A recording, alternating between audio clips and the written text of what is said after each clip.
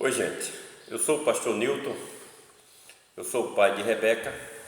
Se você está me vendo pela primeira vez, eu gostaria que você assistisse um vídeo que foi postado alguns anos atrás, que tem por título "O conhecimento é libertador". Você assiste nesse vídeo, você vai entender um pouco porque eu estou dando este depoimento hoje, certo? Eu quero falar para você, pai ou mãe, de algum filho que está apresentando algum sinal de doença mental. Eu quero dar umas dicas, porque se eu tivesse recebido essas dicas que eu estarei te dando agora, eu teria evitado muitos males na minha vida. Olhe, durante 9 anos, minha filha, com apenas 13 anos de idade, foi diagnosticada como esquizofrênica. Durante 9 anos, tratamos nossa filha por esse diagnóstico, certo? Desnecessário. No 9º ano, nós descobrimos por um exame que nossa filha tinha toxoplasmose alojada no cérebro, certo? Então, por isso que eu me sinto no dever, na obrigação de fazer esse vídeo, dando esse depoimento. Haja visto que muitas pessoas nos contatam pelo Facebook, pelo YouTube, perguntando como foi que nós fizemos o tratamento de Rebeca. E hoje, para a glória de Deus, Rebeca 80% recuperada, 80% recuperada. E hoje nós estamos tratando, Rebeca, das sequelas, não mais por causa da doença, mas por causa das sequelas, não é, causadas pela medicação. Gente, não é brincadeira, ela tomou 9 anos medicação controlada. Ela tomou Aldol, ela tomou risperidona, ela tomou Neosine, tomou tanto troço aí, olanzapina, né? Eu acho que existe de melhor, né? Na prescrição para doenças mentais, a minha filha tomou carbamazepina, entendeu? E doses altíssimas. E infelizmente, você sabe o que aconteceu? No final de 8 anos, eu tive que enjaular a minha filha. É isso mesmo que você está ouvindo. Eu fiz um reservado, coloquei minha filha trancafiada, apenas eu tinha acesso ao quarto dela para fazer higiene, para dar banho nela. Às vezes precisava que 2, 3 pessoas fossem comigo. Tiveram ocasiões que tive que acorrentá-la. Nós sofremos muito, sofremos com alguns vizinhos incompreensíveis que nos denunciaram. Polícia invadiu minha casa sob suspeita de estarmos tendo uma filha, não é? Em cárcere privado. Então, o que você puder imaginar, nós sofremos. E eu estou aqui, não é? E eu tenho certeza que vai evitar tudo isso na sua vida, certo? Olhe, quando nossa filha adoeceu, eu ainda resisti por 6 meses em interná-la ou dar algum psicotrópico. Eu resisti. Família, amigos diziam que eu estava piorando a situação, que quanto mais eu resistia, mais eu estava prejudicando a minha filha, não é? Até que chegou um ponto que realmente não tinha mesmo como continuar com ela dentro de casa. As crises eram cada vez piores. Ela quebrou o que existe de eletrodoméstico dentro da nossa casa. Tudo que tinha de eletrodoméstico ela quebrou, mesas, cadeiras, sofás, né? Então chegou um ponto que inclusive até o conselho tutelar nos intimou para que internássemos nossa filha. E eu levava ela para Maceió, né, para a capital, e chegando lá, eu ia para a casa de uma irmã e ficávamos por ali com ela. Ela passava 2, 3 dias calma, né, porque estava na casa da tia, até quando vinha a crise. E assim depois eu ia para a casa de um outro irmão, que eu tenho vários irmãos em Maceió. E eu fui levando em banho-maria até ela completar 15 anos. Rebeca, quando completou 15 anos, minha filha já estava pesando quase 90 quilos, uma força descomunal, e o discurso dela só era matar a mim e a mãe, era comer nossas carnes. Era esse o diagnóstico, era esse o discurso de Rebeca. E infelizmente eu fui obrigado, depois de que ela com 15 anos de idade, já não conseguia mais lutar com ela. Eu, meu filho, a minha esposa, a gente não conseguia mais dominá-la dentro de casa para evitar algum desastre. Então eu fui obrigado a internar a Rebeca, né? E eu digo para você, gente, olha, é horrível. Cheguei lá naquela casa de saúde e deixei minha filha com 15 anos sob uma ordem judicial, que ela era menor, não podia ficar internada junto com adultos. A clínica não tinha assim um espaço, né? Ela só era preparada para pessoas adultas, mas tinha uma médica muito amiga nossa, e ela conseguiu, com a diretoria do hospital, colocar a Rebeca num isolamento, onde ela ficava lá sendo assistida só enfermeiros e médicos que tinham acesso ao local que a Rebeca ficou. E foi muito doloroso. Eu, quando saí pela primeira vez, ouvindo a minha filha implorando, gritando por mim, para que não deixasse ela naquele local, porque ela não era louca, que ela não era doida, e foi muito difícil. Mas fui embora. Minha filha passou 90 dias internada nesse hospital, e quando chegou o dia, fomos visitá-la e ela estava de alta, né?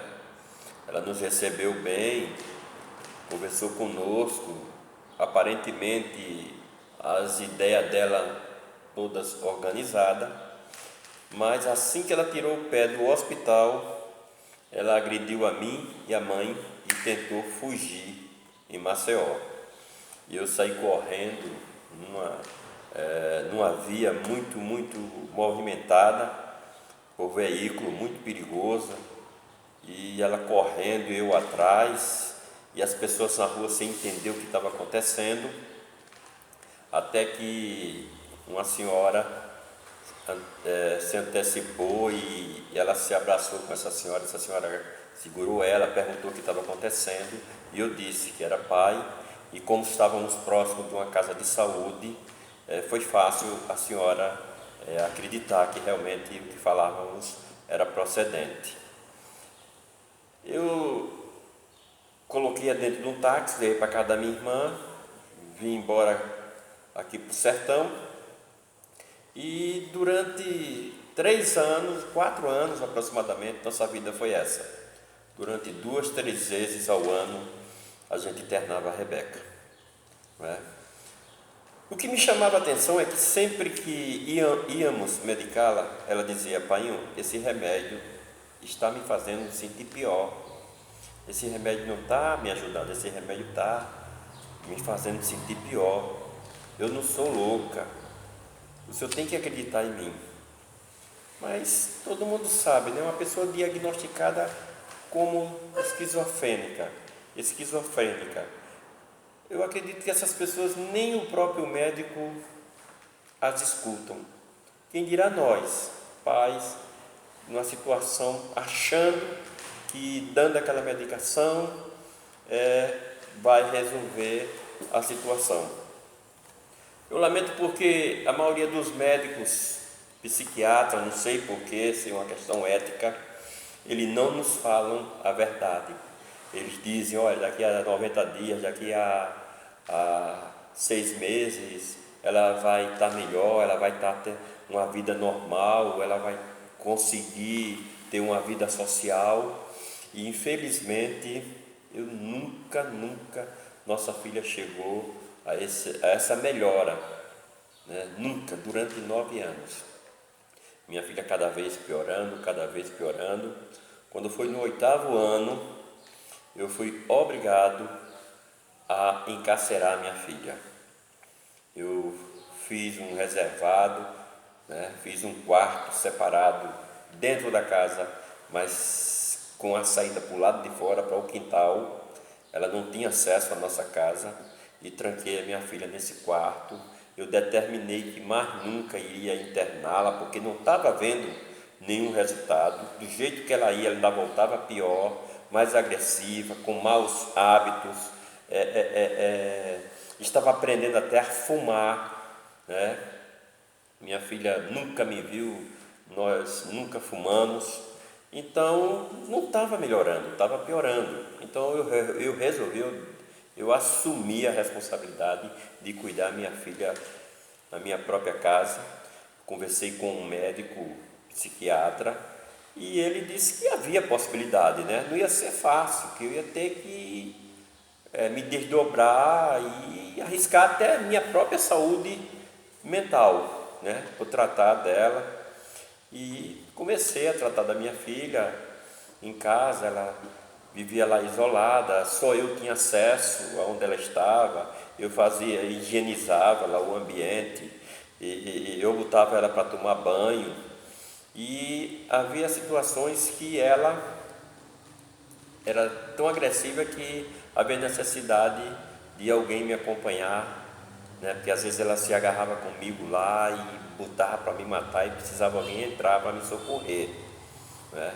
Você tem uma noção, ela já tinha aí já seus 18, 19 anos e pesando quase 100 quilos. Eu precisava estar bem preparado no MMA, né? Para poder resistir a Rebeca. Mas graças a Deus, né, nós sabemos que existe um Deus que é misericordioso. Eu estava pesquisando na internet porque eu não me conformava com o diagnóstico da minha filha. Eu não me conformava, tudo que eu lia acerca de esquizofrenia, eu ouvia depoimento de pessoas esquizofrênicas que tinham uma vida normal, que trabalhavam, tomavam sua medicação, outros cursando faculdade. E a minha filha não tinha progresso, não tinha. Então eu dizia, não, está havendo alguma coisa, e deve ser, não é a medicação, o diagnóstico da minha filha não está correto, porque eu acredito que você que está me assistindo deva conhecer alguém que sofra desse mal e tem uma vida normal, não é? Estude, talvez até trabalhe, mas só que com Rebeca, cada vez mais a coisa era piorando, piorando. Para vocês terem uma noção, me denunciaram por manter uma filha em cárcere privado. A polícia esteve na minha casa, fui encaminhado à polícia regional aqui para prestar esclarecimentos, né? Fui chamado na justiça, conselho tutelar, tudo isso, né? Tiveram alguns vizinhos incompreensivos e que ainda nos submetemos a esse tipo de constrangimento, certo? Estou te falando isso porque eu poderia estar te prevenindo de algumas situações como essa, né? Ou até para evitar que você passe por vários constrangimentos que nós passamos, tanto minha esposa e eu. Resumindo, quando pesquisando na internet, eu tive o privilégio de conhecer o Dr. Laí Ribeiro, né, assistindo os vídeos, e nos vídeos dele ele falava sobre esquizofrenia e ele recomendava que retirasse a pessoa do glúten, né? Fizesse uma dieta específica para essa pessoa, que se tirar a pessoa esquizofrênica do glúten, ela vai melhorar e muito. Eu não quero entrar aqui em detalhes. E comecei a assistir os depoimentos dele. E ele falou que existe um tratamento de esquizofrenia à base de vitamina B3, não é? A base de vitamina B3, B de bola, 3. E o que acontece? Isso ele falou que mandava manipular, e eu procurei aqui uma farmácia de manipulação, conheci a doutora Suzana, e conversando com ela a respeito da minha filha, que há 8 anos a gente medicava ela sobre o diagnóstico de esquizofrenia, e minha filha não conseguia de forma nenhuma se socializar, né? Era uma pessoa arredia, uma pessoa que não queria companheiro, uma pessoa que agressiva. E ela ficou muito interessada, ela pediu que eu levasse as receitas da minha filha, e eu tenho em casa a primeira receita da minha filha, eu tenho guardado. E pegamos todo o histórico dela, a ficha, né, do hospital, e entreguei a ela. Ela ia para um congresso, justamente, providencialmente, com o doutor Laí Ribeiro, e ela contou a nossa história para o doutor Laí, e o doutor Laí pediu à doutora Suzana que me mandasse fazer um teste para toxoplasmose em Rebeca. E ligeirinho nós fizemos o exame e deu positivo da toxoplasmose. Se eu tivesse feito esse exame há 8 anos atrás, eu não tinha passado todo esse sofrimento que eu passei, né? Um diagnóstico totalmente errado. Mediquei minha filha indevidamente. Eu não quero culpar ninguém, não quero responsabilizar ninguém. Foi um fato, se Deus assim permitiu, né? Ele tem um propósito. E depois que começamos a tratar a nossa filha para toxoplasmose, Rebeca melhorou rapidamente, certo? Cerca assim de 70%. Minha filha melhorou. A agressividade dela controlada, mesmo assim continuava isolada. Depois, a doutora Suzana providenciou um tratamento Reifer. Depois você pesquisa aí na internet o que é esse tratamento Reifer. E hoje, Rebeca, ela recuperou mais de 80%. O que nós estamos tratando em minha filha agora são as sequelas deixadas pela medicação. Ela tomou 9 anos remédios como Aldol, risperidona e doses altíssimas. Carbamazepina, ela tomava 800 miligramas, Ampliquitil, ela chegou a tomar 700 miligramas, né? Risperidona, ela tomava 6 miligramas, né? De Aldol, ela chegou a tomar 50 miligramas. Minha filha chegou a tomar 50 miligramas de Aldol, mas só que não servia nem como paliativo, a realidade é essa. Mas graças a Deus, quando tivemos o diagnóstico correto da nossa filha, começamos a fazer o tratamento correto, um tratamento homeopático. Rebeca se recuperou, já fizemos novos exames, deu negativo, ela não tem mais toxoplasmose. Ela hoje sofre com delírios, não é? E principalmente se ela abusa no açúcar, porque hoje ela tem 23 anos e Não tem como você controlar a dieta de uma pessoa, de uma criança, não é fácil. Imagine uma criança de 23 anos de idade, né? Quando ela quer comer alguma coisa, vai no armário e come. Então, a gente percebe que quando ela come açúcar, o nível de delírios e alucinações dela aumentam. E ela discute, ela fica agressiva, mas só com os pensamentos dela, certo? Então, eu quero deixar para você que talvez esteja um filho começando nesse processo, talvez entrando por esse caminho, eu quero te dizer, a coisa mais importante para se iniciar um tratamento é se fazer um diagnóstico correto. Eu entendo porque um diagnóstico clínico é fácil, porque existe exame, mas um diagnóstico mental é difícil, né? É difícil, porque não existe uma ultrassom, um eletrocefalograma, não vai dizer, não vai diagnosticar o problema, né? Isso é um somatório de sintomas para se chegar a um diagnóstico. Mas eu quero te dar esse conselho, meu amigo.